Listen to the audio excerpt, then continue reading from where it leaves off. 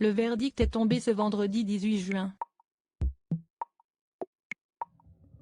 Après une garde à vue de 48 heures, Cédric Jubilard a été mis en examen et placé en détention provisoire pour meurtre aggravé sur son épouse Delphine Jubilard, disparue depuis maintenant 6 mois.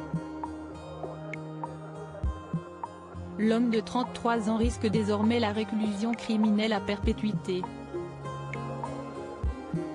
S'il continue à contester son implication dans cette affaire, les enquêteurs ont rassemblé plusieurs indices qui incrimineraient le père de famille. Lors d'une conférence de presse, Dominique Alzori, procureur de la République de Toulouse, a fait état de tous les éléments à charge retenus contre Cédric Jubilard. Il a notamment évoqué le contexte de séparation très conflictuel dans lequel se trouvaient les époux Jubilard avant cette fameuse nuit du 15 au 16 décembre 2020. Il est en effet ressorti des différents témoignages des proches de Cédric Jubilard, que ce dernier avait du mal à accepter cette séparation, que ce soit d'un point de vue affectif ou matériel. Il la vivait très mal, insiste le procureur, qui explique que cela donnait lieu à de fréquentes disputes entre les époux.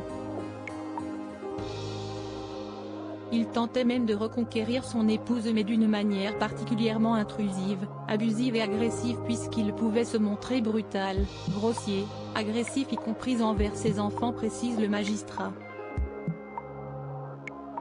Déterminé à épier les moindres faits et gestes de son épouse, Cédric Jubilard aurait organisé une véritable surveillance autour d'elle.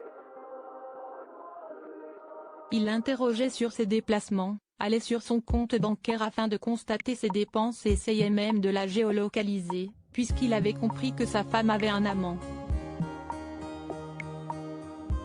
Cédric Jubilard a-t-il tué Delphine Jubilard ? Le procureur de la République a également fait de nouvelles révélations glaçantes sur la fameuse nuit où Delphine Jubilard s'est volatilisée.